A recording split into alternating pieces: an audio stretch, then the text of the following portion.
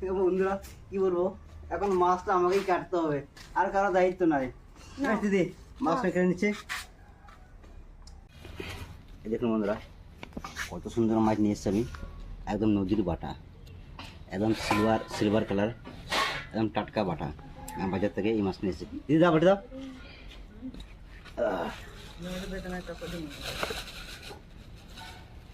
এই বুনি, বুনি, তোর মাছটা পছন্দ হয়েছে? দেখা তো। পছন্দ হয়েছে।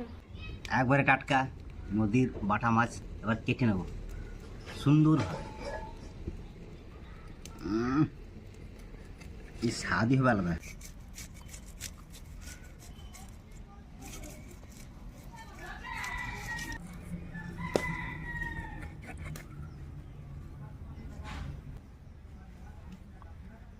সুন্দরভাবে মাছটাকে আমি ছাড়িয়ে নিয়েছি, এরকমভাবে আমি সব মাছটাকে ছাড়িয়ে নেবো।